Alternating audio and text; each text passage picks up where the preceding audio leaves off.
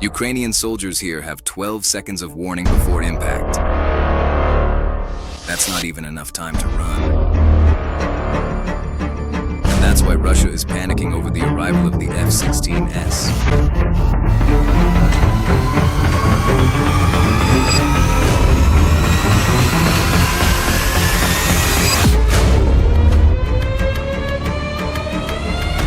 These are the S-400 systems that Russia has used to control the Ukrainian skies for 2 years. This specific missile is the reason why Russian generals are repositioning defenses 100 kilometers behind the front line.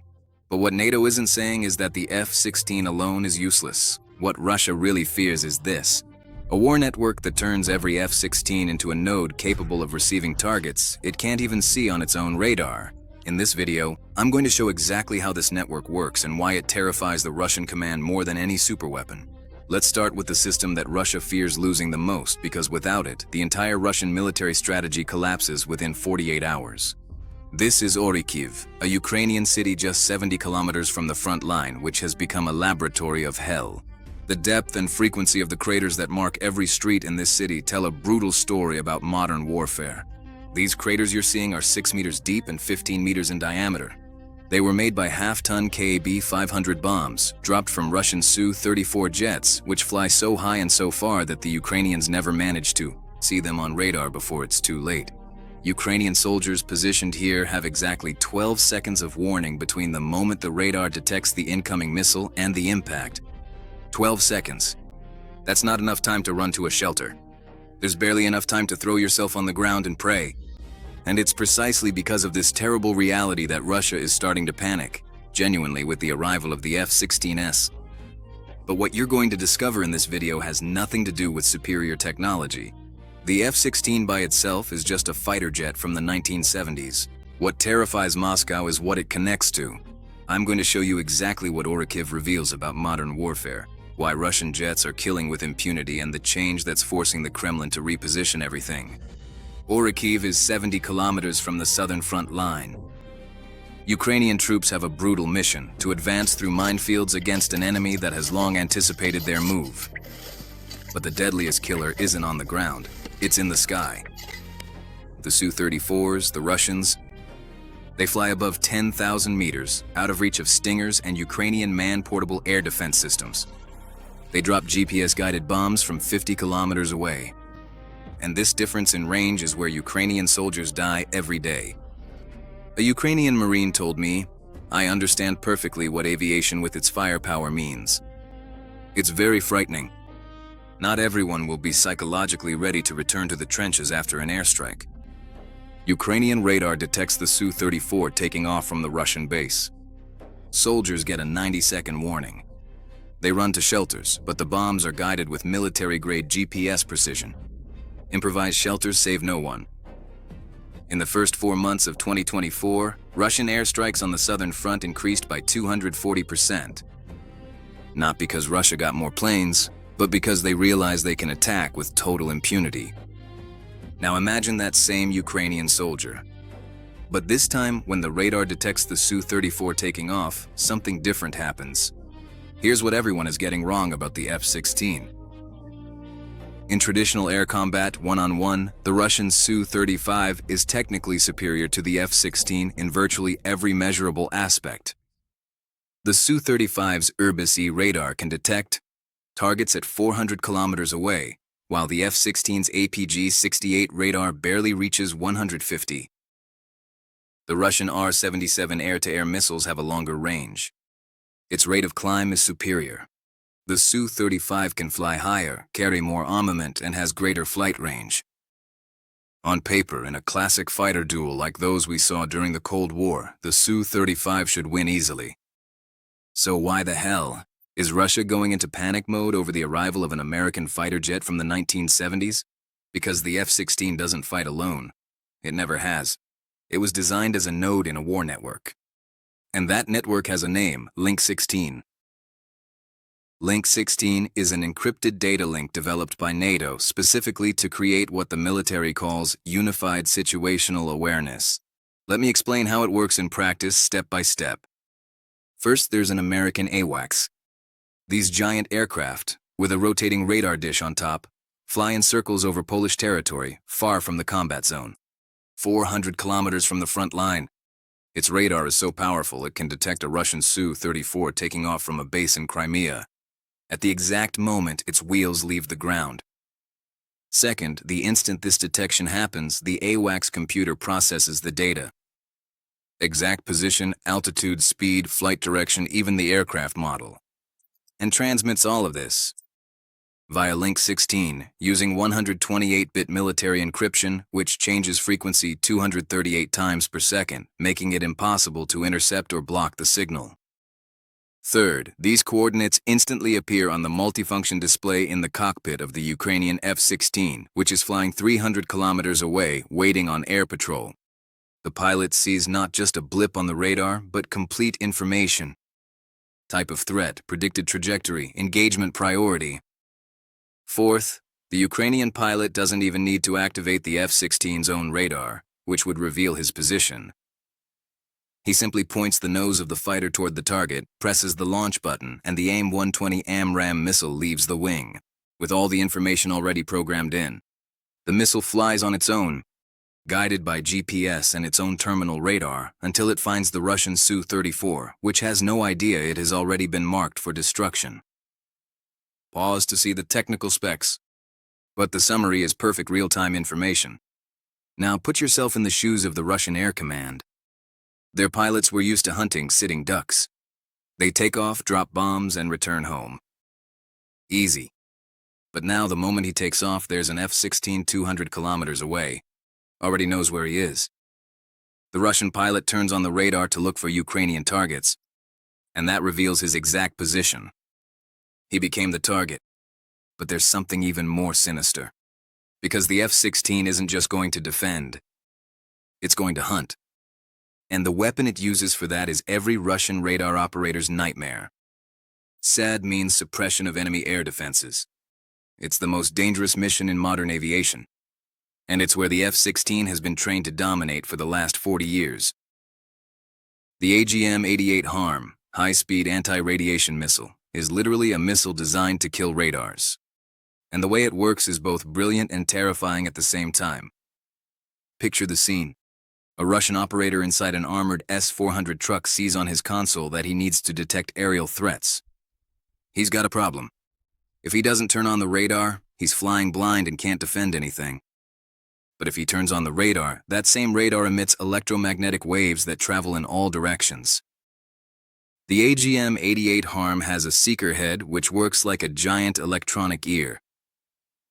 It keeps listening to the radio frequency spectrum, looking for specific signatures of military radars. When the S-400 turns on and starts spinning its radar, searching for planes, it's basically shouting, "I'm here," on every imaginable radio frequency. The HARM locks onto that signal. It flies at Mach 2, faster than the speed of sound, covering 150 kilometers in less than 5 minutes. Throughout the entire flight, it follows that radar emission. Like a shark, it follows the scent of blood in the water. Even if the Russian operator realizes they've been detected and desperately shuts off the radar, the HARM has already memorized the last known position and keeps flying toward it. The only real chance of survival would be to turn off the radar and relocate the entire system to another position in less than 60 seconds. Impossible. A complete S-400 system weighs 40 tons, and it takes 20 minutes to dismantle and move. So, the Russian operator faces an impossible choice. Keep the radar on and know you'll die in 90 seconds.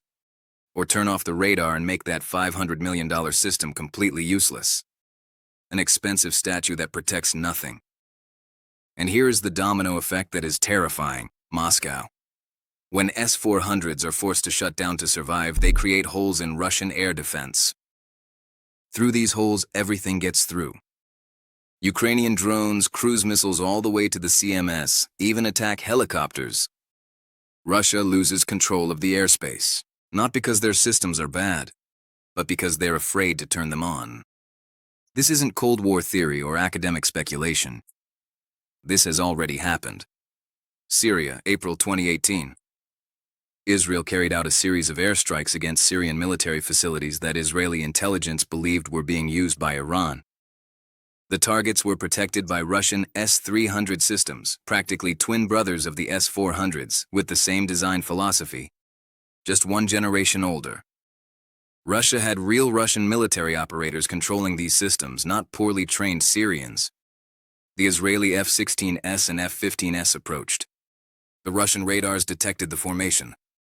The operators saw on their screens that hostile aircraft were approaching the engagement zone. All technical protocols said, activate the target acquisition radar. Lock the missiles. Fire. And do you know what happened? Absolutely nothing. Not a single S-300 missile was fired. The Israeli jets completed the mission, destroyed the targets, and returned home without being challenged. Why? Because the Russian operators knew exactly what would happen if they fully activated those radars. Israel already had F-16S equipped with AIM-120 AMRAAMs in loiter mode, flying in circles, patiently waiting for any Russian radar to make the mistake of fully powering on. The moment an S-300 switched from passive search mode to active tracking mode, it would have maybe 45 seconds before being obliterated. The Russians chose to preserve their equipment and their own lives, even if it meant letting Syrian targets be destroyed. And that's why in the last 8 weeks, since NATO announced F-16s for Ukraine, Russia has done something unprecedented. They moved everything back. In July 2024, commercial satellite analysts working for institutions like the Institute for the Study of War began to notice something extraordinary in the high-resolution images of Crimea and southern Russia.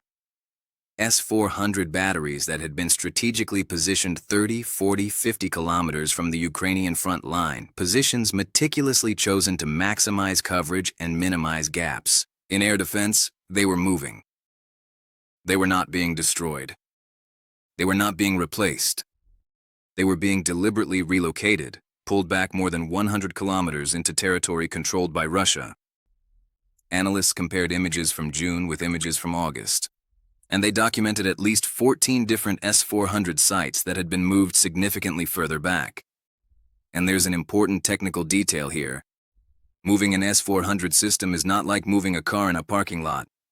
It's a massive logistical operation involving dozens of vehicles, fiber optic cables being dug up, generators being shut down and reconnected. Russia didn't pull back these defenses because they were damaged, or because they lost capability. They pulled back because they got scared. Specifically, they were afraid of being too close. To where? F-16S equipped with AIM-120 AMRAAMs. But perhaps the most important impact is psychological. For 2 years, Russian pilots flew with arrogance. Now they know that every mission could be their last. Russian commanders know that turning on a radar could cost $500 million in destroyed equipment. But here's what will really break Russia. Because the F-16 is just the beginning. And against this, Russia has no answer. The F-35 has a radar signature 12,000 times smaller than an F-16. To an S-400, it is literally invisible until it is 35 kilometers away, inside the lethal zone of American missiles. The Russian military strategy built over the last 30 years, refined since the collapse of the Soviet Union, was based on a single central idea. Defense in depth through integrated anti-aircraft systems, creating an impenetrable bubble over Russian territory and its allies.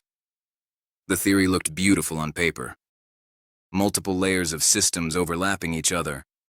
S-300s covering medium ranges of 150 kilometers, S-400s extending that to 250 kilometers.